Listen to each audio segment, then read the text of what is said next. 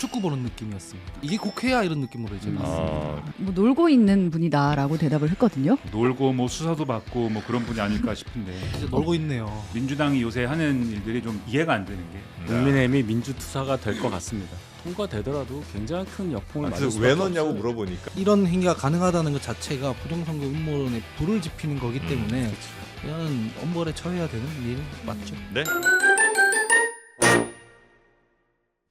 한없이 가벼운 시사 토크쇼 장르만 여의도 7월 31일 금요일 순서 시작하겠습니다. 반갑습니다. 정영진이고요. 드디어 그날이 왔습니다. 어제 그렇게 간절히 저희가 부흥회를 열었고요. 그 기도가 통한 건지 드디어 롱맨 우리 지수가 지금 이 시각 14% 넘게 지수가 올라가고 있고요. 하이닉스, 삼성전자 주요 종목들 20% 넘게 다들 가고 있습니다. 삼성전기 여기도 상한가입니다. 여기는 29.92% 30% 올라갔고요. 하이닉스가 24% 넘게 지금 올라가고 있습니다. SK 스퀘어도 30% 축하드립니다. 일단 뭐 가볍게 인사하고 시작하도록 하겠습니다. 우리 오랜만에 오셨습니다. 우리 하헌기 더불어민주당 전 상근 부대변인님 어서 오시고요. 네, 안녕하세요. 네, 롱맨. 네. 반갑습니다. 10만도 안 됐을 때 출연했던 것 같은데. 그때? 예, 많이 올라가 있네요. 삼성전자 그때 10만 원이 안 됐었나요? 아니요, 그게 아니라 장르만 여의도 구독자 수가. 구독자가? 구독자 수. 나도 그렇게 알아들었어요. 네, 그래요? 삼성전자. 그렇게 오랜만에 오셨어요? 그렇게 얼마나 왔습니다. 아유, 그동안 많이 바쁘셨군요. 아니 안 불러주셔서. 유튜브에서 자주 뵀습니다. 네, 우리 하헌기 상근 부대변인님, 전 상근 부대변인님 반갑고요. 그리고 윤희석 국민의힘 전 대변인님 어서 오십시오. 안녕하십니까. 네, 반갑습니다. 대변인님도 좀 하시죠, 주식은? 저는 간접 투자하고 간접 투자로. 예. 주도권은 배우자에게 있기 때문에 그냥 저는 개입하지 않으시고 네, 개입할 이유가 없어요. 개입할 이유가 없으시고. 머리 아픕니다. 예, 축하드립니다.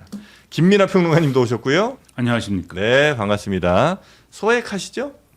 주식 안 합니다. 아예 안 하시죠? 할 돈이 없습니다. 할 돈이 없으시죠? 그것도 돈이 있어야지. 그리고 이제 하헌기 대변인님 여기 오랜만에 왔다. 옛날에 뭐 그 10만도 안 될 때 왔다 이렇게 말씀하셨는데 사실 저도 여기 나오기 전에 그 시절에 이제 왔었거든요. 그때는 이준석 대표를 부르지 않으면은 이 동접자 수가 안 나올 때입니다. 그때가 그때 부르고, 그랬나요? 네. 그때 부르고 안 부르다가 JTBC가 조금 어려워지니까 이제 부른 것이 아닐까라고 이제 혼자 생각을 하고 있는데 지금 뭔가 이제 뭐 지각 변동이 일어나는 거야? 뭐 이런 생각이 들면서 지난주에 한참 그 얘기를 했는데 네. 또 불안해진다 지금. 그래서 불안 속에서 이런 불안함을 안고 제가 주식 투자까지 어떻게 하겠습니까? 못하죠. 지금 방언 터졌어요. 네, 대체로 내가 나가면 뭔가 어려워지더라. 자, 김민하 평론가님도 오셨고, 박사라 기자 어서 오십시오. 네, 사라 오늘 이름값 한다고. 그래. 네, 많은 분들이 얘기를 해주십니다. 영어 이름이 바이잇입니다. 네, 박바잇. 자, 그래서 그제 좀 샀잖아요. 어제 그제 많이는 안 샀고 네. 조금 샀는데 손실률이 그래서 조금 줄었습니다. 줄었죠. 네. 네, 오늘 많이 줄었고 하이닉스 좀 있다고 봐야 되겠죠? 뭐가 있냐고요? 하이닉스가 네. 제가요. 네. 제일 비중이 큰데 하이닉스가 이제 손실이 많이 줄어서 네. 이제는 그래도 30%가 됐다. 아유, 마이너스, 고맙습니다. 마이너스. 근데 네. 우리가 또 고마워해야 할 분이 그 최태원 회장이 그렇습니다. 어제 좀 샀죠? 어제 한 48억 원어치를 이제 자사주 매입을 했는데 네. 그래서 역대급 이거는 저점 매수 능력이 엄청나다. 이게 사실 시장에 좋은 신호로 받아들여졌잖아요. 네. 네. 그래서 최태원 회장이 전 맨 처음에 48억 샀다고 그래서 좀 실망했거든요. 왜요? 왜요? 더 남았어야 되는데. 아니, 회장인데 한 480억은 사야 되는 거 아닌가? 하루에 이자만 1억씩 물어야 되고 그것도 있잖아요. 아니, 그래서 이제 왜 그렇게 샀나 봤더니 50억 이상을 사면 한 달 전에 공시를 해야 된대요. 그런 게 있어요. 예, 왜냐면 이제 요 분들은 이제 저 주요 임원들 중에 한 명이기 때문에 특수관계자고. 그렇구나. 예, 특수관계자가 예. 자사주 매입할 때는 예, 그래서 그러니까 50억 이상을 살 수가 없는 거죠. 그러네. 예. 풀로 산 셈이네요. 거의 풀로 사는 예, 거예요. 예. 예, 그래서 48억을 샀다. 그래서 그 마음이 충분히 이해가 되면서 네. 눈 녹듯이 그 원망했던 마음들이 다 사라졌습니다. 그럼 48억씩 매일 사도 되는 거 아니에요? 그것도 또 기간이 또 있겠죠. 그렇게 계속 뭐 조금씩 사면 되겠습니까? 죄송해요, 좀 삐뚤어졌네. 저는 매일 풀로 사고 분할 있지만. 매수하는 것도 아니고. 네. 저는 매일 사고 있습니다. 아, 매일 사고 그러니까 있습니다. 조금씩. 예. 네. 적립식으로. 나눠 네. 담아야죠. 네. 자, 여튼 최태원 회장이 그렇게 사는 게 아마 이것도 시그널이 좀 된 것 같고 또 여러 그러네요. 네. 좋은 또 미국장에서 워낙 또 반도체가 많이 올랐기 때문에 그 맞아요. 영향도 좀 있는 것 같고요. 그러면서 우리 시장이 오늘 굉장히 큰 힘을 내주고 있고 아마 하루에 만약에 지수가 이대로 가서 한 13, 14% 올라가면 이거 아마 기록일 겁니다. 네, 지수로도 그다음에 포인트로도 지금 730포인트 정도가 올라가고 있으니까 이것도 아마 기록일 겁니다. 저 야간 선물 상 가는 거 처음 봤어요. 네. 예, 그런 거 보면은 진짜 주식 좀 하시는구나. 그러니까 재미로 그 재미가 아닌데 재미요? 보니까. 돈이 없어요, 저도. 예, 본격적으로 하기엔 돈이 없습니다. 네. 재미로 하는 건데 근데 어떤 요 몇 달간은 처음 보는 광경을 많이 보는 것 같아요. 아, 그러니까 이게 계속 쭉 올라가야 그래서 네. 일각에서 얘기하도 뭐 만스피 얘기하고 그다음에 하이닉스 목표가 470만 원이다. 뭐 이런 게 달성이 돼야 여기 있는 모든 분들이 행복해지고 대한민국 국민들이 SK 하이닉스의 목을 맬 수밖에 없는 우리 국민들이 다 행복해지는데 근데 이제 꼭 그럴 거냐는 이제 지금 또 의견이 막 엇갈리는 부분들도 있는 거잖아요. 그래서 여전히 조심해야 되고 네. 레버리지 투자 그다음에 이거 빚지고 하는 투자 이런 거는 여전히 조심해야 되지 않나 그런 생각이 들고 네. 이게 최태원 회장이 자기가 이제 뭐 자기 돈으로 주식을 샀다 이거에 대한 뭐 좋은 효과도 있겠지만 네. 그걸 그냥 그 자체로 받아들이면은 그럴 정도로 좀 우려되나 뭐 이런 생각을 할 수 있는 사람들도 있을 것이고 그다음에 지금 이 환경은 결국은 전체 반도체 주가 어떻게 되느냐에 따라서 출렁이는 건데 말씀하셨듯이 그 어제 미장에서 확 올라서 그런 거고 네. 그거는 이제 미국 장의 상황 그러니까 더 구체적으로는 마이크로소프트가 이제 실적 발표를 하면서 네. 그동안에 이제 뭐 과잉 투자 내지는 이 이익이 회수 안 되는 부분에 대한 우려를 덜 수 있는 코멘트들을 한 게 있단 말이죠. 네네. 그런 게 같이 겹쳐져 가지고 이 나온 것이기 때문에 네. 그거에 대해서 계속 이제 그래서 변동성이 앞으로도 좀 클 수도 있다. 그래서 이거를 견디고 갈 수 있는 사람. 그러니까 야수의 심장도 중요한데 네. 기초 체력이 되는 사람만 뛰어들어야 된다라는 생각도 갖고 뭐 조심해야 될 필요가 있는 거라고 돈이 없는 제가 얘기하는 겁니다. 제가 어디 가서 이런 얘기하면서 주식 투자 안 하면서 너는 무슨 말이 그렇게 기냐라고 항의를 많이 근데 하시는데 잘 하시는데. 제가 그 항의 하려고 그랬거든요, 방금. 그렇죠. 예. 그러나 그래도 평론가니까 결국은 뉴스 얘기인데 평론가니까 얘기할 수 있죠. 네, 별로 네. 미워하지 마십시오. 구글의 알파벳에 보면은 그게 실적 발표했을 때 돈이 없으니까 이제 그 영향받아서 내려갔다가 네. 어제 아마존 실적 발표하니까 또 성과가 좋으니까 또 영향받고 뭐 이런 건데 네. 민주당에서야 올라간다 하지만 사실 올라가기만 하는 시장은 없으니까 예. 다 스스로 판단해서 잘 하셔야 될 것 같습니다. 결론은 네. 스스로 잘 판단해라. 네. 하는 말씀이신 것 같네요. 자, 여튼 오늘 지수는 제가 틈틈이 변화가 생기는 대로 여러분께 좀 더 전달을 해드리도록 하고요. 굉장히 하여튼 세게 가고 있다. 그동안 워낙 많이 빠졌으니까 또 V자 반등이 한번 나올 때는 분명히 좀 됐었었죠. 자, 그러면 우리 국내 또 정치권 소식들을 좀 봐야 될 텐데 청문회가 참 축구 관련된 청문회가 열렸습니다. 네, 어제 그 홍명보 전 네. 대표팀 감독 그리고 정몽규 전 축협 회장 청문회에 출석을 했는데요. 근데 홍 감독이 선임된 과정이 굉장히 막 논란이 많았었잖아요. 네. 예. 그에 대해서 홍 감독이 발언을 좀 했는데 들어보시죠. 국민들의 부응에 기대하지 못한 점에 대해서 국민 여러분께 먼저 죄송하다는 말씀 드리겠습니다. 제가 집 앞에서 만난 게 국민들께서 좀 불투명하다라고 생각은 하실 수 있다고 생각이 듭니다. 하지만은 저는 제가 집 앞에서 만났다고 해서 어떤 특혜나 어떤 이익을 요구한 적은 한 번도 없습니다. 말씀하시는 38억은 그 정도는 아닙니다. 절대 아닙니다. 훨씬 적습니까? 훨씬 적습니다. 네, 네. 그러니까 집 근처 빵집에서 면접을 보긴 했지만 특혜는 아니었다. 네. 그리고 연봉이 38억 원까지는 아니다. 그것보다는 훨씬 적다.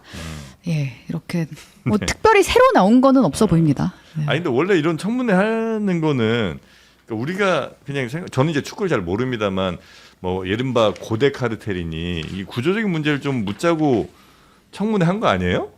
그렇죠. 그 왜 좀 약간 아니면 뭐 한국 축구 보는 느낌이었습니다.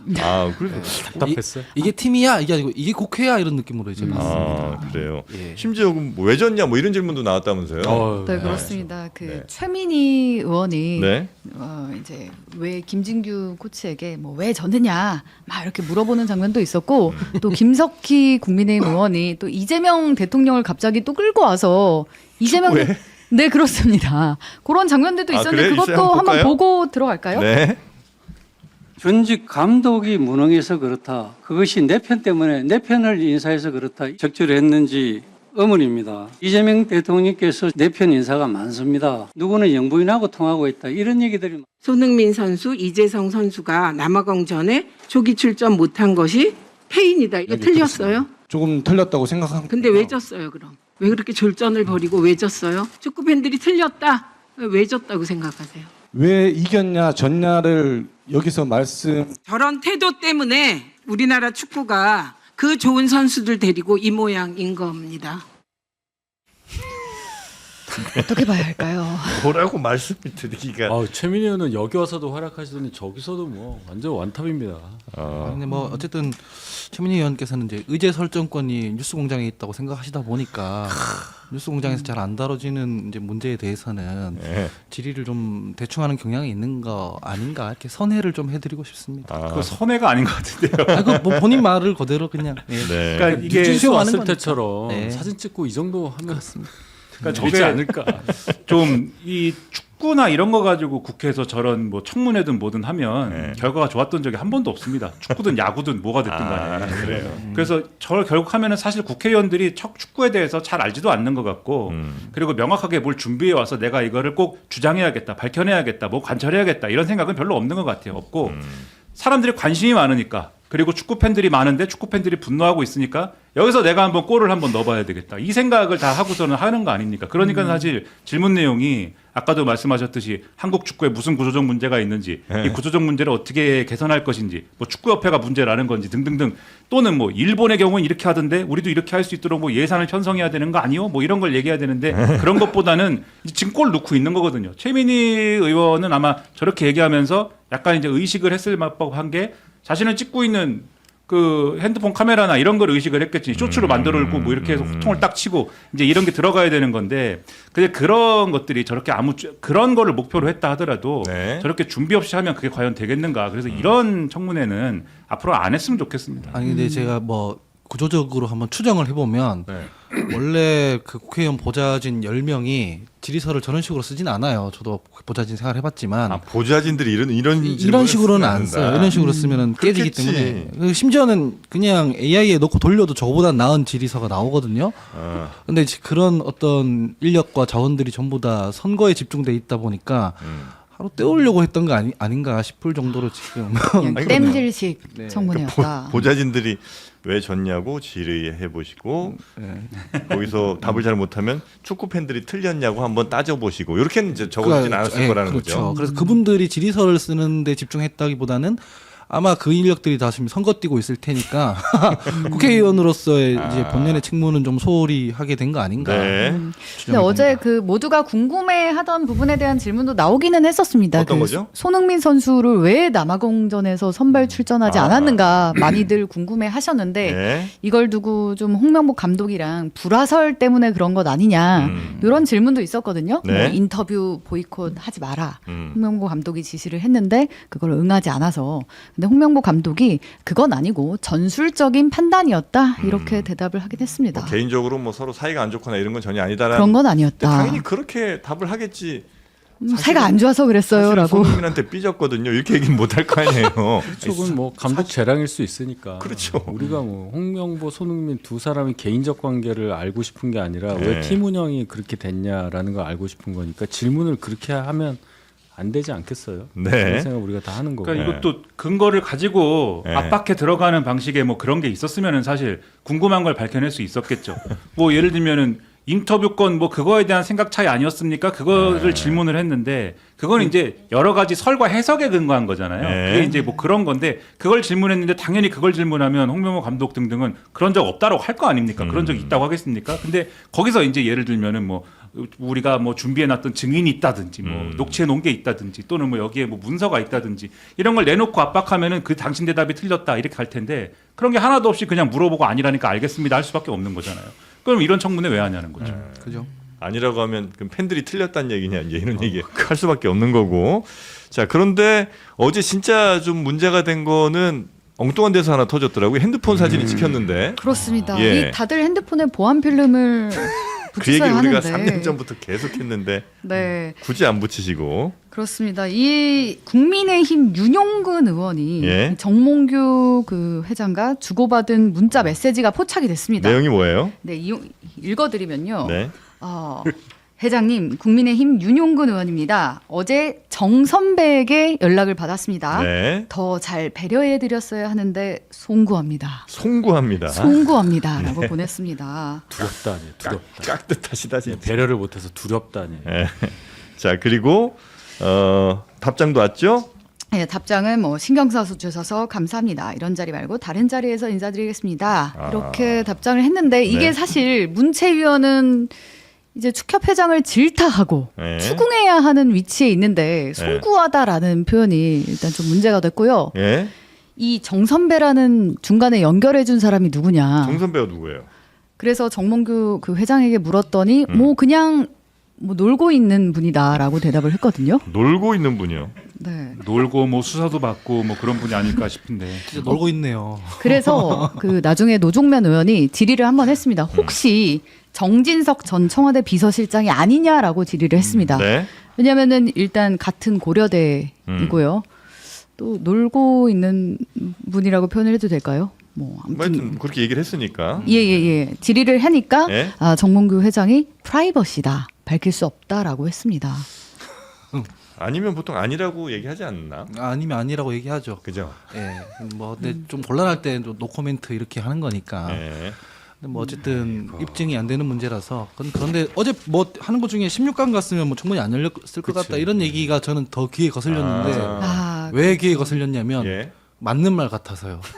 실제로 16강 갔으면 안 이렇게 열었을 안 것 같아서요. 아, 지금 그럴 국회 가능성이 수준을 보니까. 근데 성적에 무관하게 아까 앵커께서 말씀하신 대로 뭔가 구조적인 문제가 있고 비리가 네. 있어 보이고 하면 자료 받아다가 청문회 여는 게 맞지 않습니까? 네. 근데 그게 아닌 것 같아서 되게 거슬리는 발언이었습니다. 정 선배가 정영진 아니냐는 얘기가 있는데 아닙니다. 물어보려고 여러분. 예. 전혀 사실이 아닙니다. 나이대가 안 맞죠. 안 맞죠. 그래서 정치 집안에서 뭔가 알아낼 수 있는 게 있지 않을까. 아니 근데 이게 윤영근 의원 핸드폰이지 않습니까? 예. 윤영근 의원 지역구가 이제 그 지역구인 거잖아요. 충남 청양 이쪽이고 원래 거기가 정진석 의원이 이제 계속해서 이제 공주 청양 이쪽에서 해온 거니까. 네. 그러면 연결고리가 뭐 다 있는 거 아니야? 이렇게 추정들을 하는 거고.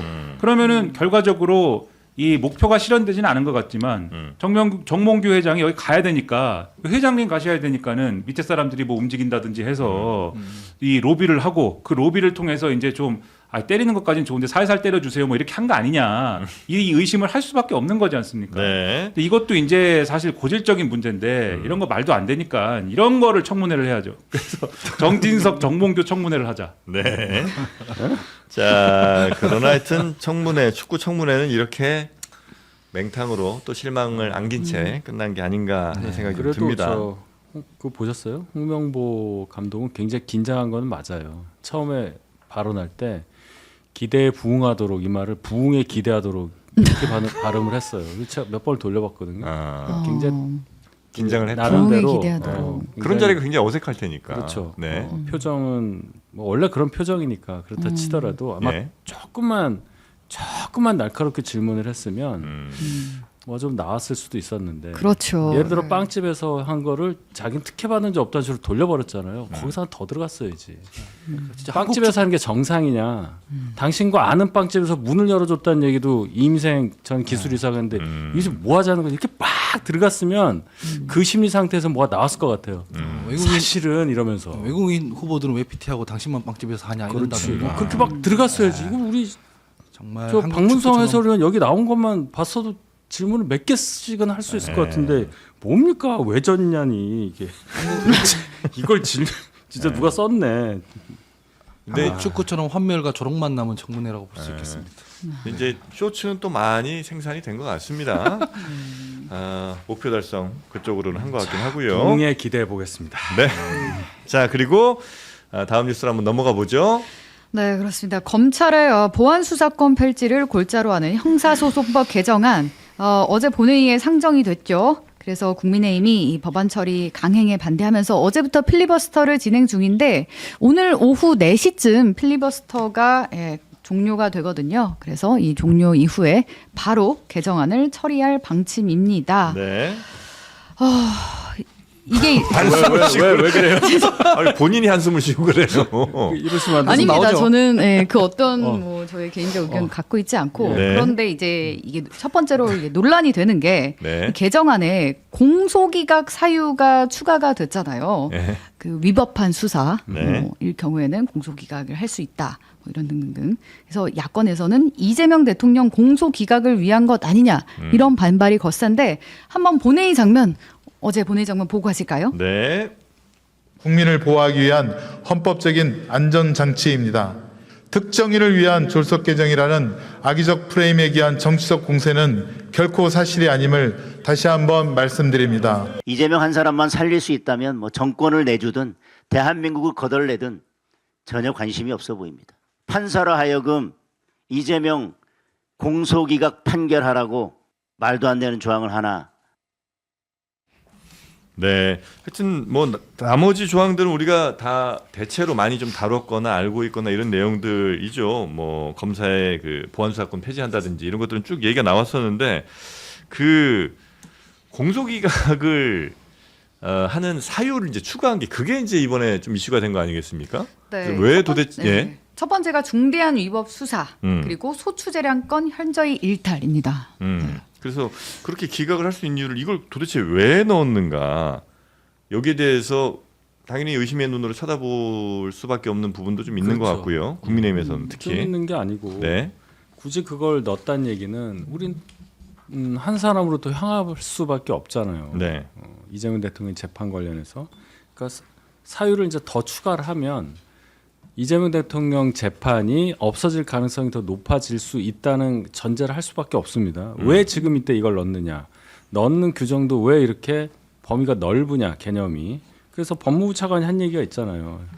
그 소추재량권을 현저히 일탈했다는 거 앞에 자의적 판단으로라는 게 들어가야 한다. 이유는 판례가 그런 식으로 얘기를 하고 있으니까 법도 거기에 맞춰서 정확하게 이렇게 짚어줘야 한다 했더니 이걸 제안한 김용민 의원은 우리가 무슨 판례 따라서 법안 만드는 거 아니지 않느냐라고 얘기를 했어요. 그러면 네. 아무리 좋게 생각하려고 그래도 의도가 있는 거잖아요. 이걸 최대한 넓혀놔서 판사가 이거 안 하면 어떡하지라는 압박을 더 받게 하고 판사가 만약에 공소기각을 안 했다고 할 때는 법 왜곡죄로 단죄한다. 뭐 이렇게 되는 거 아니겠어요? 그 아닌가?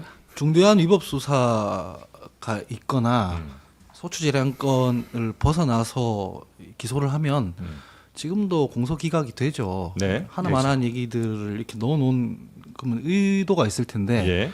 이 법조문 자체보다는 이거를 다루는 방식이 아마 문제 제기를 많이 받을 것 같아요. 그러니까 무슨 뭐 갑자기 논의하던 것도 아닌데 이게 들어가 있어서 지금 쟁점이 변화됐잖아요. 예. 앵커께서도 보안 수사권은 많이 얘기했으니까 이거 한번 다뤄보자고 하시는데 제가 느끼기로는 이게 정치적 쟁점 전환하는 것처럼 느꼈어요. 그러니까 프레임 갈아 끼우기 같은 느낌으로 그러니까 전투기가 막 공중전 벌이다가 플레이어를 딱 쏴버리면은 전투기 안 따라가고 플레이어 따라가지 않습니까? 그러니까 보안 수사권 논의가 이제 뭔가 가라앉고 이 얘기를 하고 있는 거잖아요. 하나만한 얘기. 약간 성동격서 같은 느낌으로. 저는 그렇게 느낍니다. 근데 이 하나만한 조항보다 그 국민 삶에 더 영향을 많이 미치는 건 보안 수사권 관련 논의라고 저는 생각을 하거든요. 네. 그래서 잘 모르겠습니다. 이렇게 만약에 보안 수사권이 아니라 공소기각 사유로 정치 쟁점이 잡히면 이거 지금 보안 수사권과 달리 저희 당 지지층에서도 이거 찬성하거나 이런 사람들이 많고 저도 여기에 대해서 보안 수사권만큼 이렇게 막 반대하고 그러진 않거든요. 하나만한 거니까. 그래서 이게 정치적으로 약간 기술을 쓴 거 아닌가라는 생각이 들어요. 저는. 그러니까, 네, 말씀하시죠. 지금 민주당이 요새 하는 일들이 좀 이해가 안 되는 게 그 조정식 의장이 이제 민주당 소속은 아닙니다만 최근에 이제 어쨌든 민주당 출신 인사지 않습니까? 네. 그러니까 연임 개헌 얘기해가지고 이제 다 그 전까지는 이재명 대통령이 연임 개헌할 거니까는 우리는 개헌 논의에 참여할 수가 없다라고 하는 국민의힘 주장에 대해서 그 무슨 황당한 얘기냐라고 했는데 이제는 막 이유가 있는 것처럼 얘기를 하게 됐잖아요. 그리고 이 얘기를 이재명 독재 프레임으로 막 연결하지 않습니까? 그래서 무소속 한동훈 의원은 독재명이라고 그랬는데 그런 분위기가 있는데 공소기각을 또 넣어가지고 이게 연임 개헌이랑 같이 늘 언급이 되는 게 공소 취소 문제란 말이에요. 근데 공소기각은 물론 공소 취소랑 다르다고 이제 얘기할 수 있지만 제도적으로 다르다고 얘기할 수 있지만 정치적 맥락으로는 같은 거잖아요. 정치적 맥락으로는 그게.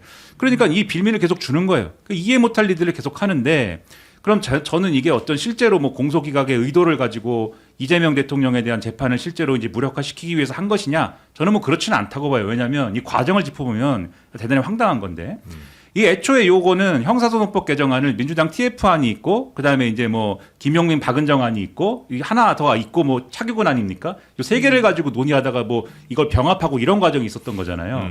원래 이 원본은 김용민 박은정 아닌 거거든요. 네. 그 병합을 하다 보니까 이게 섞여 들어온 것이고 이거를 실제로 민주당이 이제 국민의힘이 다 가버린 이제 법사위에서 논의를 했는데 이 자리에서 그렇게 깊숙이 논의하지도 않았어요. 그 법무부 차관이 이제 말씀한 거를 좀 이따 얘기하겠지만 깊숙이 논의하지도 않고 뭐 이거는 어쨌든 간에 개혁의 어떤 뭐 그런 조항이다 이렇게 하고 뭐 그냥 적당히 넘어간 부분이 있는 것 같고 특히 이 조항이 이제 전제하고 있는 거는 유우성 씨 사건이라고 있지 않습니까? 예. 유우성 씨. 네. 그 탈북해가지고 간첩 이제 만들었다. 그게 네. 김용민 의원님이 그렇죠. 변호했던. 그렇죠. 예. 네. 이분이 이제 어쨌든 간에 이 위법한 수사를 통해서 이 어떤 혐의를 억울하게 뒤집어 쓴 누명을 뒤집어 쓴 사례인데 말씀하셨듯이 김용민 의원이 그 변호인이었어요. 그때부터 이런 사례에 대해서는 공소기각 판결을 할 수 있도록 법을 바꿔야 된다라고 주장을 해온 건데 자기 소신을 이제 집어넣은 겁니다. 근데 지금까지 김용민 의원이라든가 이런 법사의 소위 말하는 법사의 강경파들이 주장해온 검찰개혁도 그렇고 사법개혁도 그렇고 이런 주제들이 무리하고 그다음에 우리의 현실의 어떤 사법체계에 굉장히 큰 영향을 미칠 건데 충분한 검토 없이 이제 진행된 것들이 많아요.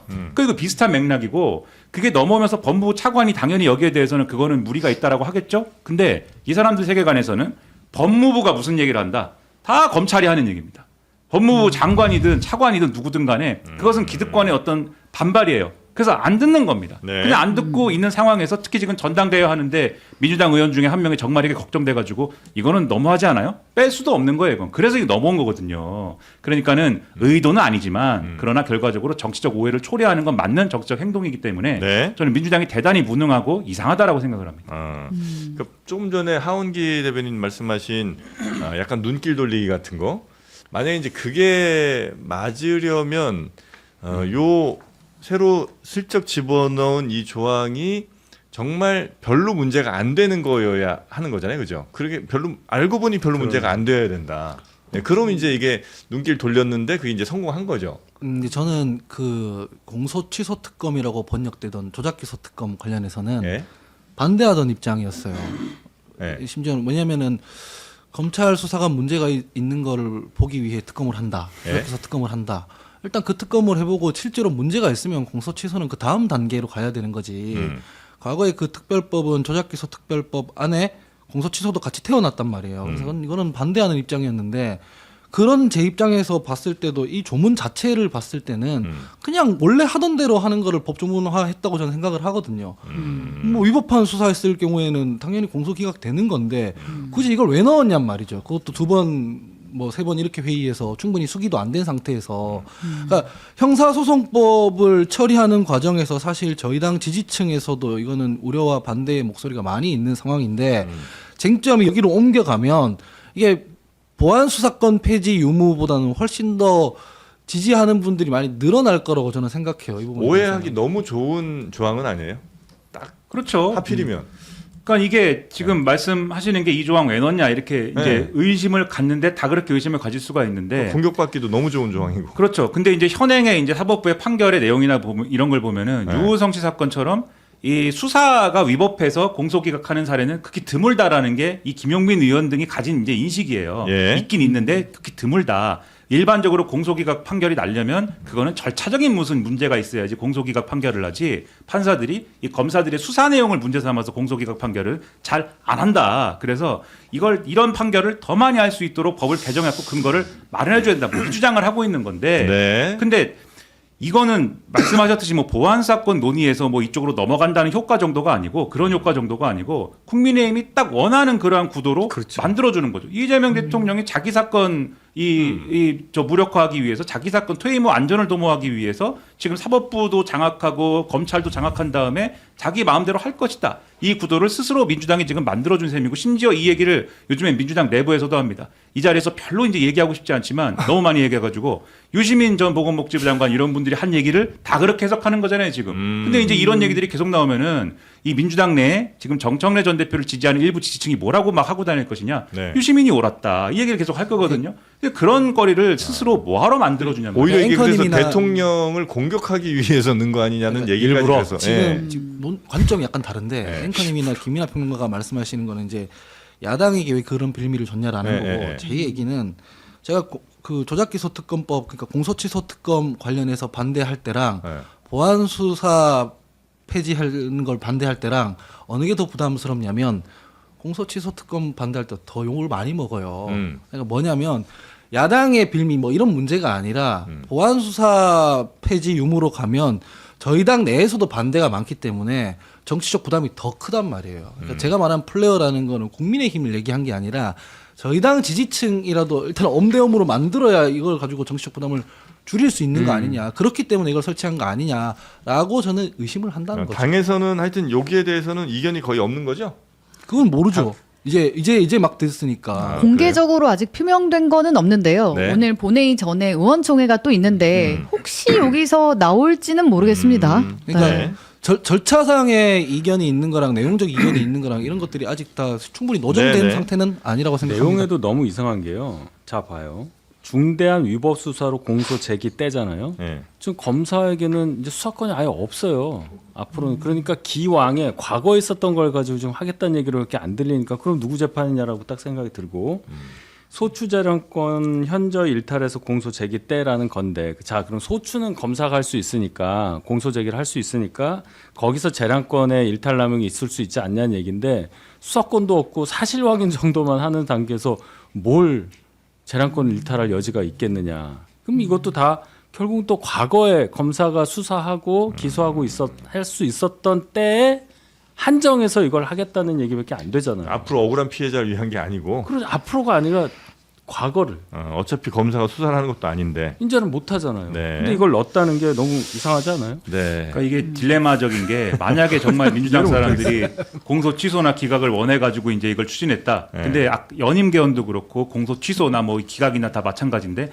말을 하면 그걸 더 못하게 됩니다. 그죠. 지금 이거를 얘기를 해놔가지고 네. 오히려 더 못하게 되는 거고. 그렇죠. 이제 국민의힘은 사법 개혁이라고 주장을 하지만 사법 장악인 뭐 그런 것들을 해서 판사들을 겁박해서 관찰할 것이다 막 이런 얘기도 하고 있고 할 것으로 예상되고 한데 이게 지금 이 이재명 대통령이 굉장히 강할 때 이재명 대통령 관련 모든 재판을 지금 손댈 수 있는 건 아닌 거잖아요. 결국은 이게 결국은 시간이 오래 걸리고 할 건데 판사 입장에서 보면은 그때 가서 지금 당장 이게 결국은 자기가 판결한 게 역사에 남는 건데 여러 가지 논란이 있을 수밖에 없고 나중에 어떻게 될지도 모를 판결을 지금 당장 빨리 이게 개정된다고 해도 이 개정된 법안을 근거로 해가지고 내가 빨리 공소기각을 빨리 판결해야 되겠다. 이렇게 법관이 할까요? 아니면은 좀 더 시간을 두고 우리가 논의를 해봐야 되고 재판에 시간이 필요하고 질질 끌어가지고 나중까지 가져가가지고 이 정권의 힘이 약화된 다음에 뭐 판단을 하려고 할까요? 저는 후자의 가능성이 굉장히 높다고 생각하고 그래서 그 목적이 있다 하더라도 실효적이지 않기 때문에 오히려 저는 이재명 대통령의 공소기각의 목적이나 이런 거는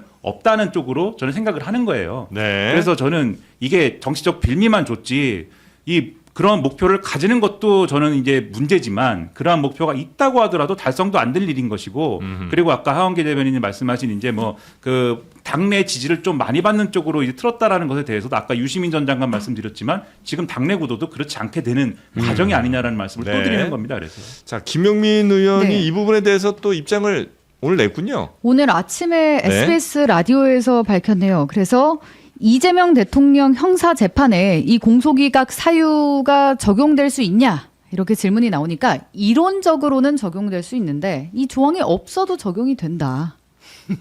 라고 그 왜 넣었냔 했습니다. 말이에요. 그러면 네. 대체. 국민의힘이 민주투사가 될 것 같습니다. 어. 이런 법은 통과되더라도 굉장히 큰 역풍을 맞을 그래서 수밖에 왜 넣냐고 없어요. 물어보니까 이렇게 얘기를 했답니다. 새로 검사가 되거나 하는 사람들이 이게 모를 수 있으니까 내가 더 신경 쓰고 체크해야 되겠다 이렇게 알려주는 개념으로 이 조항을 넣었다. 이렇게 이제 해명을 했다고 합니다. 그럼 매뉴얼을 만들어 주든가 뭐 그렇지. 그런 걸 해야지 왜? 교육 자료 내야지 이거 법안에 넣으면 어떡해요. 알려주겠다고 체크. 아시겠죠? 국민들한테 왜 이러는지 좀 알려줬으면 좋겠어요. 체크. 이런 분은 공직선거에서 걸러내야 돼요. 자, 체크합니다. 자, 그리고 정성호 장관이 이 법안 개정에 대해서 또 목소리를 좀 낸 모양이군요. 네, 그렇습니다. 그 국민의힘 김태규 의원이 지난 28일 법사위에서 이 정성호 장관이랑 내가 이런 대화를 했다면서 공개를 했습니다. 네. 정성호 장관이 주변에다가 결국 책임은 이 보안 사건 폐지에 따른 책임은 법안을 주도한 강경파 의원들이 져야 할 것이다. 이렇게 말했다는 거고요. 네. 또 두 번째로 이제 국민의힘에서 이 보안 사건 폐지 반대하면서 필리버스터를 했잖아요. 그러니까 이거를 이제 복도에서 만났다는 거예요. 그랬더니 잘했다. 라고 네. 얘기를 했다고 합니다. 굉장히 좀 답답한 심경을 아마 표한 건 아니겠느냐. 뭐 공식적으로 한 건 아니고 주변 사람들에게 뭐 사석에서 요 정도 얘기한 거니까 요 정도 전해드리면 어떨까 하는 생각이 좀 뭐 듭니다. 김태규 의원의 이제 주장인데 네. 만약에 이렇게 얘기했다라고 하면은 김태규 의원한테 뭐 좋은 얘기 하고 싶지 않을 건데 이 정권 사람들은 왜냐하면 지난 윤석열 정권에서 얼마나 이제 험했습니까? 근데 그런 얘기를 했다고 하면은 그만큼 이제 절박하고 답답한 거겠죠. 네. 그럼 정말 근데 또 이 여당 내 지지층의 공소 취소 음모론은 정성호 장관도 막 끼어 있는 것처럼들 회자하는 거 아니에요? 그러면 정성호 장관이 지금 법사위 강경파들이 공소 기각을 추진해가지고 이재명 대통령에 대한 그거를 추진하는데 그러면 강경파들이 좋다고 해야지 왜 강경파들이 책임을 져야 된다고 지금 얘기를 하겠습니까? 그래서 저는 음모론적인 그런 해석보다는 이 상황을 있는 그대로 좀 해석하는 게 필요하다고 생각합니다. 그리고 진짜 정성호 장관께서 그런 얘기를 하셨는지 모르겠지만 어쨌든 이 문장 자체는 타당하진 않습니다. 강경파 의원들이 아니라 지금 민주당 당론으로 처리하고 있고 그 당론으로 처리한 거를 대통령께서 공표하면 책임은 그냥 민주당 혹은 민주진영, 민주정부 전체가 지게 되는 것이고 제일 많은 책임을 묻게 되는 건 대통령이거든요. 대통령이죠. 네, 그렇기 때문에 네. 이거는 그냥 이런 식으로 막 그 어차피 저 사람들이 무리했기 때문에 선거 때 저 사람들한테만 딱 특정 계파에만 책임을 국민들이 물어줄 거야. 저는 그렇게 생각하지 않기 때문에 이거는 더 신중하게 해야 된다고 생각합니다. 네, 그 책임 관련해서는 김용민 의원이 한번 여기 출연한 적이 있어서 그것도 이제 여쭤본 적이 있는데 책임은 김용민 의원의 이야기는 그렇습니다. 책임은 우리가 지겠다. 공은 대통령에게 우린 돌리겠다라고 하면서 이재명 정부의 형사소송법 개정안 이렇게 이제 이름을 네이밍을 하겠다라고 얘기를 했습니다. 그거는 그 대통령이 안 정신 좀 좋아하실 것 차려야 되는 같은데. 얘기죠. 정신을 좀 차리시는 게 좋죠. 네. 그런 얘기는 안 하시는 게 좋고. 네. 저는 그렇게 따지면 대통령께서 계속 반복해서 말씀드리고 있지만 제2요구권 행사해야 된다 생각해요. 이거는 이건 관련해서는 제2요구권이라는 게 무슨 여야 막 극한 대치할 때 정치 쟁점화할 때 잘 써먹으라고 있는 게 아니라 국회에서 이렇게 우격다짐으로 처리하는 건에 대해서 유권자들이 우려가 심할 때 다시 한번 좀 논의해보라고 있는 게 행정부의 그 국회에 대한 견제 권한이지 않습니까? 제2요건은 이제 심플하게 얘기하면 거부권. 예. 네, 알겠습니다. 대통령 거부권. 그 얘기 하신 분들이 최근 들어 조금 생기시더라고요. 자, 그리고 선관위 특검 요것도 잠깐 전해 주실까요? 네, 그리고 이제 한숨은 도대체 왜 이렇게 그러니까 하기가 싫으면 하기 싫다고 얘기를 하시고. 생각하다 네. 보니까 보면 이거 한숨이 나오긴 하니까요. 왜 그러세요? 아니, 이 사안에 대해서 제가 이 사안에 특정하게 한 대해서? 건 아니고요. 네. 그냥 이제 진행자가 갑질하고. 무거운 이게 무슨 주제다 감질이에요. 한숨을 자꾸 쉬니까. 저도 회사 어려운데 자꾸 그러지 마세요. 알겠습니다. 한숨 잘하고 쉬세요. 계신데. 자, 계속 쉽니다. 그럼 한숨. 아닙니다. 기운을 내서 해보겠습니다. 왜 그래? 그리고 네. 아까 저희가 그 축협할 때 네. 정몽규 그 문자 있잖아요. 네. 그 정 선배가 네. 정진석 비서실장이 맞다고 합니다. 그럼 확인을 해줬어요? 뒤에 이제 다시 질의가 있었는데 네. 이제 노종면 의원이 내가 확인했다. 음. 정진석 맞다 하니까 이제 정몽규 회장이 인정을 하면서 그렇다. 근데 맞아요. 고대 학부는 같은데 학번이 선배라서 평소에 볼 일이 없는 분이다. 네. 라고 답했다고 합니다. 여튼 정진석 전 비서실장으로 확인. 네. 네, 알겠습니다. 그리고 선관위 특검법 얘기로 또뭐 우리 박사라 기자가 저 민주당 출입을 좀 이제 하면서 맞아요. 예, 많이 이제 얘기하시더라고요. 실시간으로 뭐 의원실이나 이런 데서 연락이 좀 많이 오죠. 그러면 한숨 나올 만하네요. 아, 네. 아니, 그러니까 저는 다양한 의견을 듣고 있습니다. 김용민 의원님의 얘기도 저는 상당히 많이 듣고 있고 네네네. 균형 있게 그럼 더 한숨 나올 만하네요. 아, 한숨 나올 만합니다. 저는 아유, 균형 있게 사과 말씀드리겠습니다. 반영을 예. 하려고 노력을 하고 있습니다. 죄송. 자, 그리고 선관위 특검이요. 네, 선관위 특검법 드디어 여야 합의로 국회 본회의 문턱을 넘겼습니다. 그래서 최장 170일간 수사가 이뤄질 수 있고요. 165명이 이제 수사 인력으로 최대 꾸려질 수가 있습니다. 네. 그래서 수사 대상과 범위가 이게 뭐 당연히 그 용지 부족 사태도 있고 여러 가지가 있는데 내부 뭐 비위라든지 네. 그 뭐 출장 그런 것도 있고 그 최근에 허위 그 투표율 허위 입력 의혹이 네네네. 있었잖아요. 김포에서도 뭐 터지고 그랬더라고요. 네, 여러 네. 군데 터졌는데 어제 또 나온 보도가 이게 그 허위 입력을 할 때 중앙 선관위에서 엑셀 파일까지 보내가면서 지시를 했다는 맞습니다. 보도가 나왔거든요. 그러니까 네. 뭐 여기 거 좀 조작이라고 언급하진 않지만 여기 거 이렇게 고친 거 참고해 이러면서 했다. 이거는 조금 커질 수도 있다는 거겠죠. 네. 그리고 여기 인지 수사도 수사가 가능하거든요. 네. 그래서 앞서 언급한 것 외에도 또 다른 뭔가가 선관위에 뭐 비위가 발견되면은 그것도 수사가 가능하다는 겁니다. 네. 그러니까 이게 투표율 조작 같은 게 이게 이제 당연히 이제 부실 선거죠. 부실 선거인데 와, 이게 부정으로까지 갈 가능성도 진짜 없지 않아 있을 것 같은 게 투표율을 선관위가 이건 이제 조만한 뭐 사무소에서 이렇게 하는 게 아니라 중앙에서 야, 너네 투표율 이렇게 됐으면 야, 요거 보고 한번 잘 바꿔봐. 얘네들이 이렇게 했더만. 이런 식으로 준 거예요.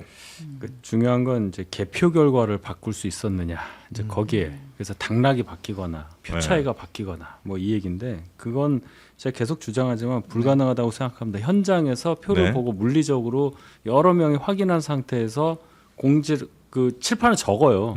그 숫자가 가는 거거든요. 그걸 어떻게 확인하느냐? 먼저 알고 현장에서 그 다음에 선관위 홈피에 어떻게 나온지를 확인을 하니까요. 이게 틀리면 안 되는 거니까 그 과정은 저는 아니라고 확신을 하는데 이런 식으로 보도가 자꾸 나오면 국민들은 네. 그 선관위가 서버 들어가서 이렇게 바꾸면 되는 거 아니야? 뭐 중국에서 뭐 한다 이런 얘기가 맞는 거 아니야? 분명히 그렇게 생각하실 수도 있기 때문에 네.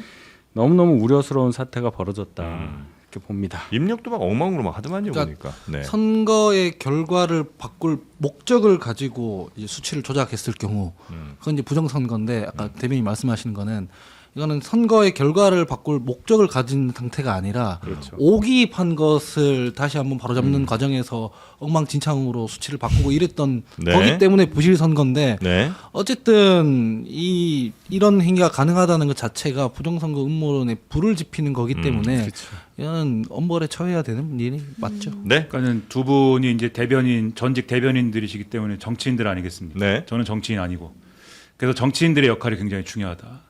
여기서 이제 첫 번째로 두 가지가 중요한 것 같은데 첫 번째로 말씀하셨듯이 이것 자체가 이제 부정선거를 의미하는 것은 아니다. 이런 메시지를 굉장히 적극적으로 내줘야 된다. 국민의힘도 그렇고 민주당도 네. 그렇고 무소속 한동훈 의원도 그렇고 네 그래서 기회가 될 때마다 얘기하는 것은 굉장히 중요하다 이 말씀 드리고 근데 그러면 이게 부정선거가 아니니까는 선관위의 독립성을 위해서 조금 특검의 어떤 뭐 이 수사 대상이 되는 어떤 부분이나 이런 거 좀 줄여야 된다 이렇게 가면 안 되고 수사는 아주 엄정하게 아주 근본부터 이거를 볼 수 있도록 이 최선을 다해서 한다. 이게 또 합의가 돼야 되는 건데 그 합의는 이제 가능한 것 같은데 네. 부정선거가 아니다라는 메시지는 충분히 이제 국민의힘 쪽에서 안 나오는 것 같아요. 그래서 이게 말씀하신 대로 결국은 여론에 미치는 영향이 말씀하신 것처럼 이거 부정선거가 될 수도 있겠네. 그리고 주장을 막 이렇게 할 거거든요.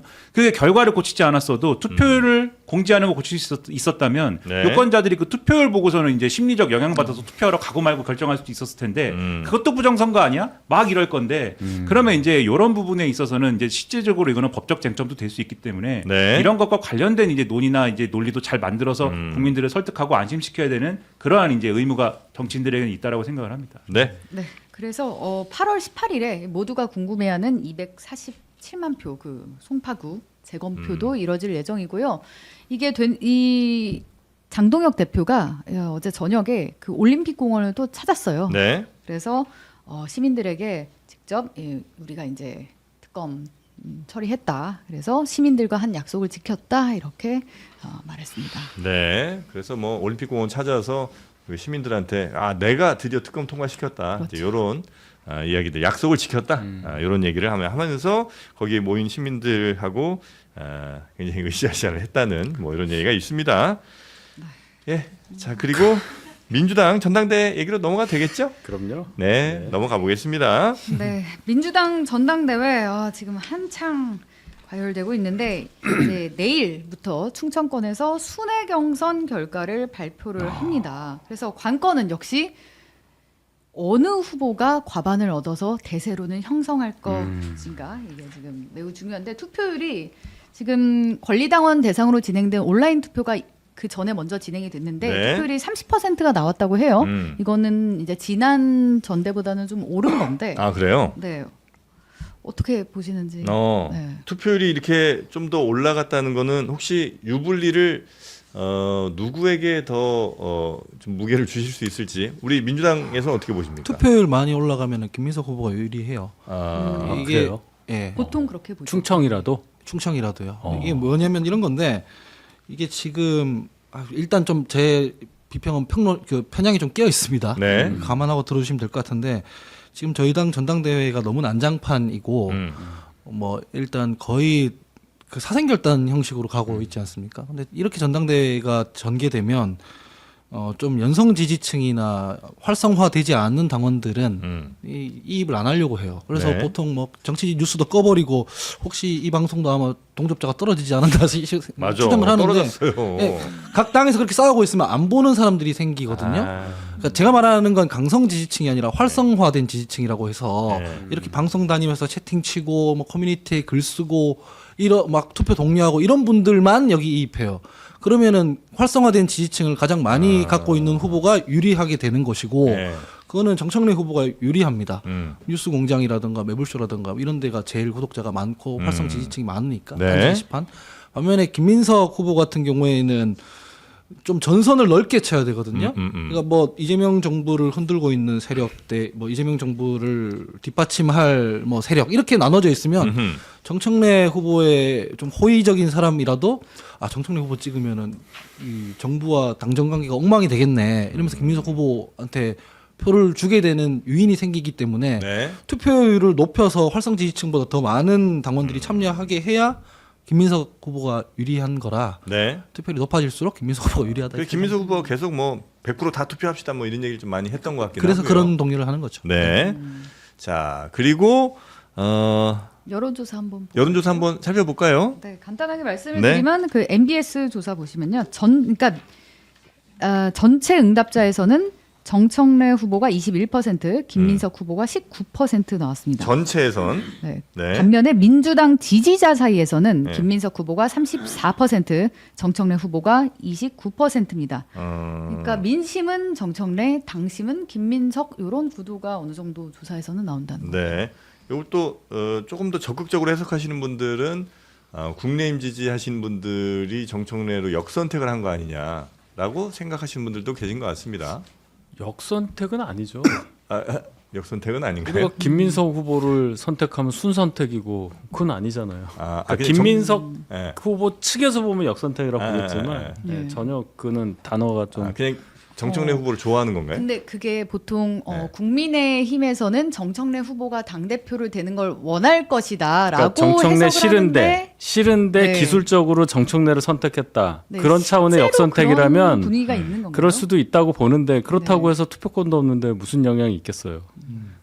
근데 그러니까 이제 일반적으로는 그런 이제 것을 방지하기 위한 조항은 역선택 방지 조항 이렇게 네, 부르기도 네, 하니까 일반적으로 얘기하는 역선택의 어떤 범주에 맞는 얘기인 것 같고 저는 이게 확실히 아까 뭐 민심은 정청래, 당심은 김민석 이렇게 말씀하셨지만 그 민심 중에는 지금 국민의힘 지지층이 있는 거죠. 그리고 실제로 여론조사상에 그 나눠보면은 국민의힘 지지층에서 정청래 전 대표가 높게 나오죠 또. 네. 그런 부분을 같이 봐야 되는 거고 다만 당신 부분에서도 이제 김민석 전 총리가 무조건 높기만 한 것이냐 그것도 잘 봐야 되는 게 이게 또 이 착시가 있을 수가 있습니다. 왜냐하면 전체 이제 응답자 중에 민주당의 당원이다 또는 지지자다 이렇게 얘기한 사람들만 따로 이제 본 거잖아요. 그러면 이게 표본수가 굉장히 줄어들지 않습니까? 네. 지금 여론조사마다 다른데 거의 이제 400명 플러스 마이너스 이렇게 나오거든요.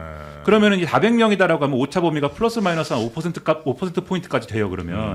그러면 이게 김민석 전 총리가 더 많이 앞서고 있을 수도 있는 거고 사실은 이제 선두가 뒤바뀌어 있을 수도 있는 거여서 요것만 보고 쉽사리 생각하기 어렵다. 다만 그래도 당내 구도를 보면은 어쨌든 간에 지금 이제 호남을 중심으로 해가지고 그동안 전통적으로 이제 좀 민주당을 좀 좋아해왔던 당원들은 그래도 김민석 전 총리가 하는 게 좋다라고 하는 흐름은 있는 것 같고 네. 그게 아니라 아까 말씀하신 뭐 활성화된 당원층 뭐 이런 분들은 이제 정청래 전 대표가 좋다고 하는 흐름은 분명히 있는데 최근에 정청래 전 대표를 지지하는 이 흐름이 좀 강화되고 상승세다. 그렇죠. 김민석 전 총리 지지하는 흐름은 여론조사상으로 보면은 조금 위축되는 거 아니냐라고 하는 부분은 네. 여론조사상으로는 잡히는 것 같습니다. 네.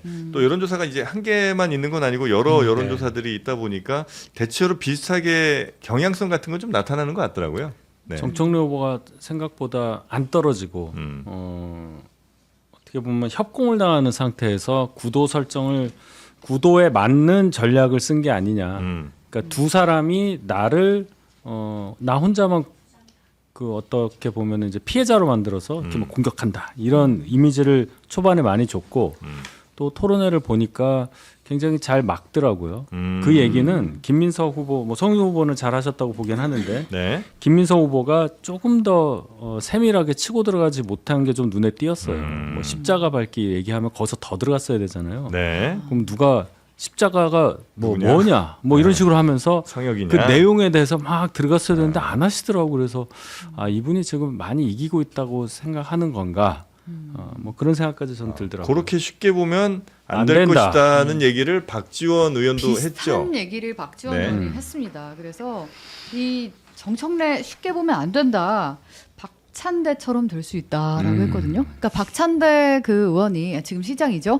예, 지난 전당대회 때 사실 상당수의 그 의원들은 굉장히 지지를 의원들이 했었고 지지를 아주 많이 받았는데도 네. 불구하고 막상 까보니까 정청래 전 대표가 당원투표에서 졌죠. 그렇죠. 예. 그 전철을 밟는 것 아니냐라고 일종의 뭐 경고를 준 걸로 볼 수 있겠습니다. 네. 그 얘기의 포인트가 윤희석 대변인님 말씀하신 거하고는 조금 다를 수 있는 게 윤희석 대변인님은 이제 김민석 후보가 이제 부자 몸 조심하는 거 아니냐 이 차원인 거고 근데 박지원 의원이 얘기하는 거는 부자 몸 조심을 해야 되는데 김민석 전 총리가 앞서가고 있기 때문에 여론조사상. 그렇죠. 근데 신천지 문제를 제기를 해가지고 오히려 정청래 전 대표 쪽한테 빙의 준 거 아니냐 이 얘기를 하는 거죠. 그래서 이 얘기를 합쳐보면 어떻게 되냐면 김민석 전 총리가 자기가 여론조사상으로는 앞서가고 있지만 자기 지지층이 충분히 결집하고 뭐 모이고 있고 이런 건 아니라고 생각한 것 같습니다. 그래서 신천지 문제를 꺼내서 지지층 결집과 이런 거를 유도를 한 건데 정청래 전 대표를 좀 비호감으로 더 많이 만들고 그래서 네. 3등표를 늘리고 이렇게 하려고 한 건데 그게 이제 잘 안 된 거죠. 전략성으로 이 결론적으로 얘기하면 그게 잘 안 되면서 오히려 김민석 전 총리 측은 약간 위축이 있는 거고 정청래 전 대표 쪽은 오히려 이 얘기를 더 많이 하잖아요. 신천지 얘기를 요즘에는 더 많이 하는 것 같습니다. 정청래 전 대표 쪽에 있는 사람들이. 그 왜냐하면 자기들이 항변할 수 있는 거리가 생겼다고 생각하는 거잖아요. 지금. 거리 잡았다. 그렇죠. 오히려 이게 빌미를 그래서 줬다는 진단도 맞기 때문에 네. 더 공격적으로 가야 될 필요가 김민석 전 총리한테 있지만 그 소재를 이런 걸로 잡으면 신천지는 아니다. 그렇죠. 오히려 역공을 받게 되는 거다. 이걸 볼 수 있는 거죠. 네. 자, 그래서 이제 그 새 주요 후보들의 뭐 새 후보죠. 새 후보의 메시지들이 뭐가 제일 많은가를 또 분석한 기사도 있더라고요. 네, 이거 재밌더라고요. 예? 네, 출마 선언을 한 이후부터 지금까지 이제 후보들이 각자 자기 뭐 페이스북 이런 글들을 쏟아냈잖아요. 그거를 분석해봤더니 일단 가장 많이 쓴 사람 누구일 것 같으세요? 글 자체를. 아, 정청래 후보 아니에요? 네, 맞습니다. 네. 정청래 후보가 가장 많이 썼고 김민석 후보가 가장 적게 썼는데요. 일단은 각자 어떤 단어를 제일 많이 썼나 봤더니 예? 김민석 후보는 정부, 그다음에 정청래 후보는 민주당, 송영길 후보는 대통령을 세다 언급을 했습니다. 정부 말고도 김민석 후보는 신천지도 많이 썼고요. 근데 정청래 후보도 신천지는 많이 썼습니다. 아, 그래요? 그리고 반명도 김민석 후보가 많이 썼더라. 네. 라는 거고 정청래 후보는 그 외에도 민주당 외에도 개혁, 통합, 그러니까 어떤 좀 정통성을 강조하는 듯한 단어를 많이 썼고 송영길 네. 후보는 이 대통령을 많이 언급한 게 자기와 이재명 대통령의 어떤 인연도 많이 쓰고 호남, 청년 뭐 이런 단어도 많이 썼습니다. 네. 어떻게 이 단어들로 좀 뭐 유추해 볼 수 있는 유추도 필요 없네요. 딱 나오네, 그죠? 근데 뭐 네, 정청래 대표는 이제 솔직히 숫자로 따지기가 좀 그런 게 이런 표현 좀 죄송합니다만 글을 글같이 쓰는 경우보다는 그냥 포스터 올리듯이 그게 아련 목롱체라고 하거든요.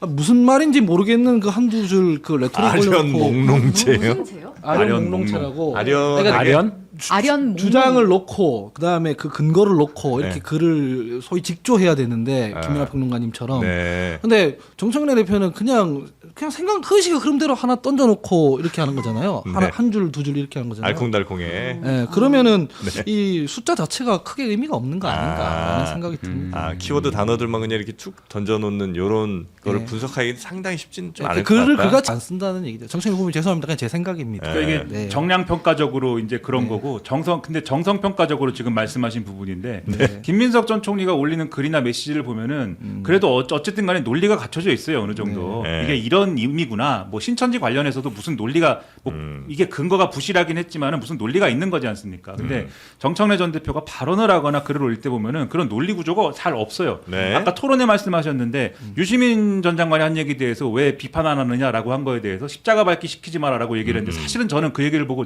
잘 이해가 안 됐습니다. 무슨 동문서답이잖아요. 얘기인지. 그렇죠. 그 왜 비판을 안 하냐라고 그러면은 내가 비판을 안 하는 이유를 얘기를 해야 되는데 네. 십자가 밟기 하지 마라. 그럼 유시민 전 장관이 예수님인가 뭐 이렇게 되는 거잖아요. 네, 네, 그리고 네. 십자가 밟기에 비유할 만한 일도 아니고 오히려 제 생각에는 평론가적인 시선으로는 정청래 전 대표가 그 순간을 딱 휘어 잡아가지고 아니 근데 유시민 전 장관 오버했다. 그리고 나랑 대통령이랑 생각의 차이가 없다. 아니, 이재명 대통령이 유시민 전 장관이 얘기하는 그런 의도 갖고 있지 않다고 본다. 이런 얘기 안 했으면 좋겠고 우리 당원들도 그런 생각하지 말았으면 좋겠다라고 얘기하면서 오히려 자신의 약점인 이재명 대통령이 원하지 않는 후보 아니냐, 요거를 메워갈 수 있는 거 아니냐. 저는 그렇게 보는데 그게 아니고 이제 완전히 다른 얘기를 하잖아요. 근데 문제는 이게 정성평가적으로 낮은 점수를 받는 정청래 전 대표의 화법임에도 불구하고 네. 이 지지층의 입장에서는 무기를 하나를 또 쥐게 되는 겁니다. 십자가 밟기다. 이제 무슨 얘기를 하든 십자가 밟기 얘기를 하는 거예요. 하원기 십자가를 밟으라는 것이냐. 뭐 이렇게 하는 거예요, 이제. 저 이제 짧게 보론하면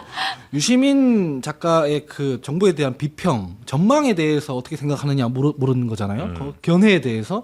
그럼 그 견해에 대해서 동의하면 나는 지금 정부가 좀 위험하게 간다고 생각한다 말하면 되는 거고. 그럴 수도 있는 거죠. 동의하지 않으면은 그거는 헛소리라고 생각한다 하면 되는데 근데 그거랑 상관없이 유시민 욕하지 마라 이렇게 가는 거더라고요. 유시민 욕하면은 뭐 반명이냐. 이거는 질문이랑 답이 다른 거지 않습니까? 약간 사상 검증 같은 걸로 인식하시는 것 같더라고요. 네, 근데 그런 게 사실 잘 먹히거든요. 제가 뭐 그 글을 써서 막 그러니까요. 논리적으로 쓰잖아요. 그러면 댓글에 뭐가 달리냐면 말 좀 길게 하지 마라. 글 좀 짧게 써라. 이렇게 하는 게 제일 많이 달려요. 저한테 채팅창에서 제일 많이 하고 제작진이 제일 많이 하는 말이 말 좀 짧게 해주세요. 근데 십자가 밟기 하지 마라 그러면 제가 봤을 때는 저거는 동문서답이고 사실상 말도 안 되는 얘기를 하는 건데 지지층은 사이다다 역시 우리를 대변해주네 이렇게 하거든요. 그렇죠. 예. 네. 정청래 후보가 그런 거 잘해요. 뭐 상기하자 12상경 뭐 이런 거 막 한단 말이에요. 확 와닿지. 그래서 잘한다고 제가 그런데 말씀드리는 선거 전략적으로는 거예요. 잘하는구나. 네. 말을 좀 찰떡 콩떡 같이 잘하는 측면이 있죠. 아련 목롱체. 아련하고 아련하고 목롱체를 몽롱하게. 써주십시오. 예. 아, 제가 네. 알겠습니다. 십자가 밟기를 하시는 건가요? 네. 자, 그리고 이진숙 의원 역시 국회 갈 때부터 보통의 행보가 아닙니다. 인기 스타예요. 네, 이제 국회 과방위원이 됐는데 화려하게 과방위 상임위 대리전을 치렀습니다. 그래서 이제 여당은 이거 이해충돌 아니냐 비판했고 이진숙은 나 지금 괴롭히는 거냐 집정 괴롭히는 하는 거냐 했는데 직접 장면으로 보시죠. 아, 그럴까요? 예. 과방위 민주당 위원들 이름으로 집단적으로 저에 대해서 과방위원 자격이 없다라고 기자회견까지 한 것에 대해서 심히 유감을 표합니다. 저에 대해서 자격 시비를 할 수 있는 사람들은 국민들뿐이고 또 사법 절차, 사법 제도뿐이라고 생각하고 있습니다. 이진숙은 2015년 3월부터 2018년 1월까지 대전 MBC 사장으로 재직하면서 회사 법인카드를 사적 용도로 사용했고 사건은 검찰의 수사 단계에 있습니다. 어떻게 이런 분들과 나란히 앉아서 저희가 최 위원장이 딸 혼사 문제로 난리를 펴도 민주당 의원 누구 하나 입도 뻥끗 하셨습니까? 그런데 지금 와서 뭐 이해 충돌 그만둬라. 아니 이거 저 말이 된다고 생각하십니까? 이지매를 해도 너무하지 않습니까? 네, 이지매라는 단어 참 오랜만에 들어보네요. 보통 요즘은 이제 왕따다 이런 얘기를 많이 쓰는데 이지매를 해도 너무하는 거 아니냐라는 국힘 동료 의원의 항변도 좀 있었고요. 그래도 가는 거죠, 이렇게. 막을 방법이 없습니다. 막을 방법이 없는 뭐 거고요. 간사 선임 이런 문제도 아니고 그냥 네. 뭐 교섭단체 대표들끼리 뭐 정해가지고 선임하는 거라서 네. 막을 방법은 없습니다. 근데 이게 잘 이해는 안 되는 게 네. 이해 충돌이다라는 그러니까 이게 이 싸움의 논리들이 잘 이해가 안 되는데 논리가 없으니까요. 네, 그렇죠. 네. 그러니까 이해 충돌이다라고 하는 게 꼭 이제 이게 성립이 되는 논리는 아닌 것 같거든요. 그러니까 기관장을 맡았는데 그 기관장 맡은 사람이 지금 국회 와가지고 거기를 이제 그 예를 들면 국정감사나 이런 데서 피감기관으로 대접해야 셀프 감사냐. 되는데 예, 그 논리를 하는 건데 오히려 근데 그 출신이 방통위 출신이기 때문에 전문성이 있다 이 논리로 갖고 올 수도 있는 거거든요. 이거는 그러니까는 그리고 이해 충돌은 전 정권에서 이제 한 건데 이게 왜 이해 충돌이냐 이렇게 나올 수 있는 거거든요. 그래서 논리가 안 맞고 차라리 이거는 전공법으로 가서 이진숙 방통위원장 방통위를 형해화시킨 사람 아니냐. 방통위를 박살내고 그 방통위를 박살낸 이유는 윤석열 정권의 방송장악의 어떤 프로젝트를 함께 하기 위해서 그거 낙하산 타고 가가지고 그렇게 한 거 아니냐. 이렇게 했으면 차라리 그러면은 서로 뭐가 각이 나오죠.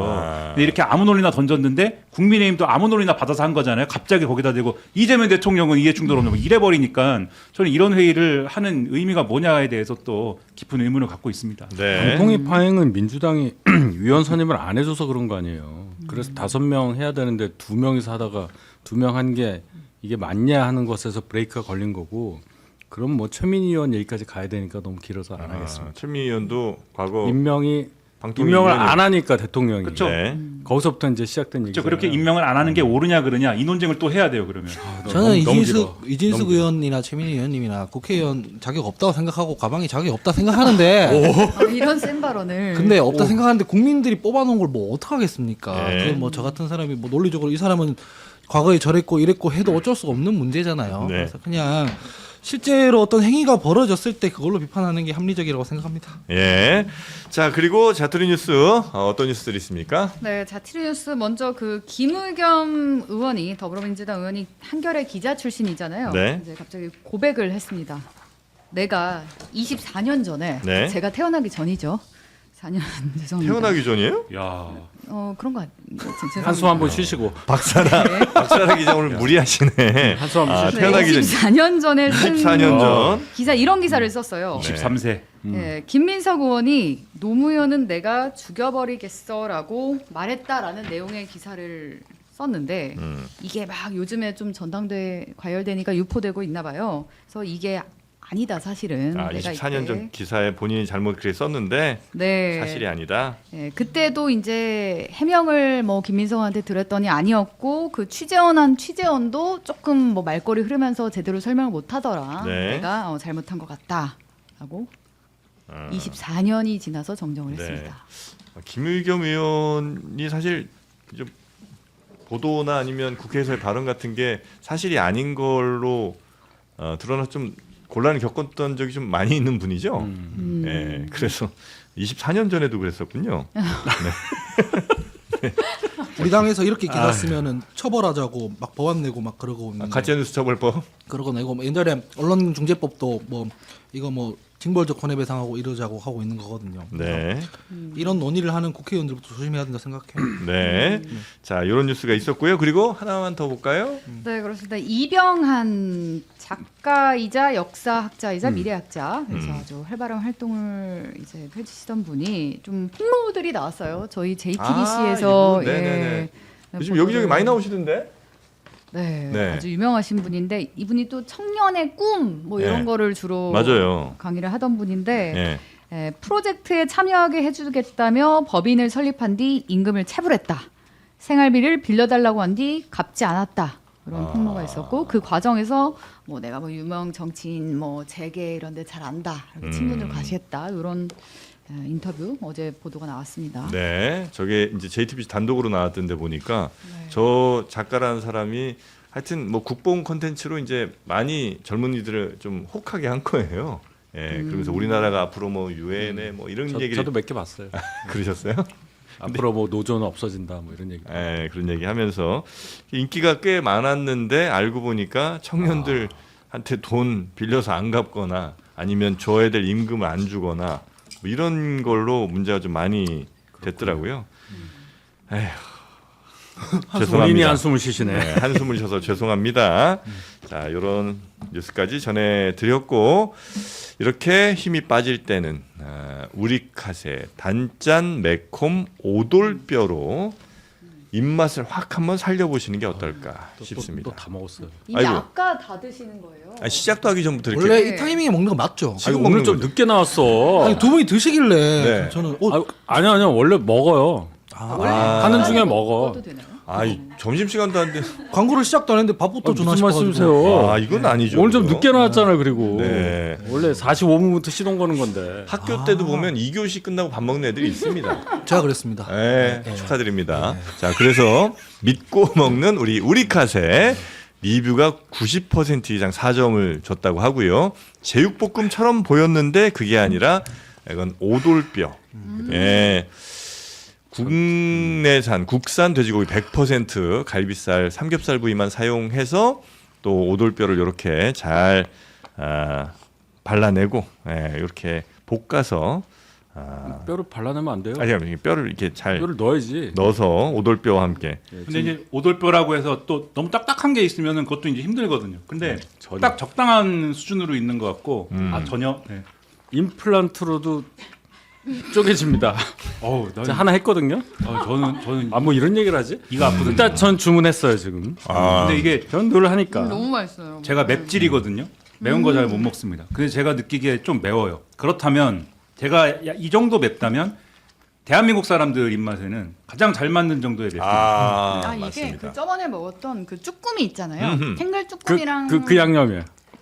그 양념이에요. 비슷한데 그러니까 딱 적당해요. 네. 신라면 좋아하시는 분들 살짝 매운데 네. 계속 들어가네. 저는 안 맵고 맛있습니다. 네. 다 먹어요. 자, 근데 결국에 빨개. 적당한 매운맛 한 팩이 수줍어가지고. 350g 한 2, 3인분 정도 될 것 같고요. 세 팩이 한 세트 29,700원. 그러니까 한 팩에 9,900원.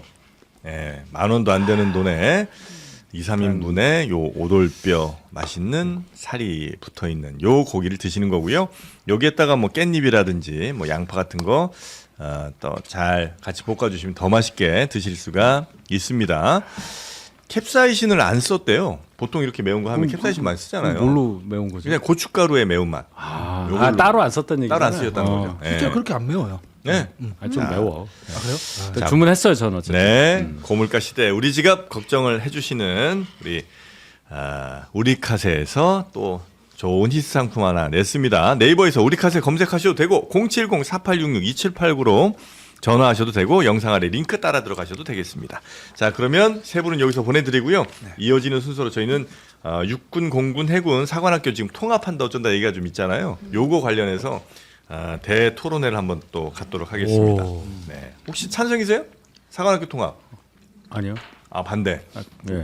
우리 평론가님은? 공익근무원 요원 출신인데. 나 공익 일기인데.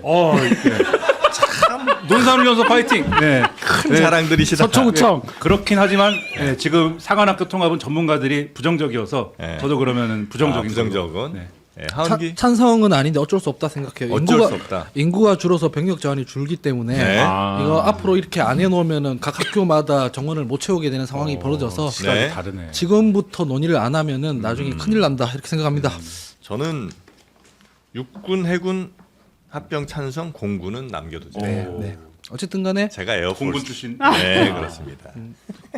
물리적으로 논의를 해야 되는 날이 오긴 올 네. 거다. 근사관학교를 만들자. 공익근무 사관학교. 자, 세 분 여기서 보내드리고요. 토론회 시작합니다.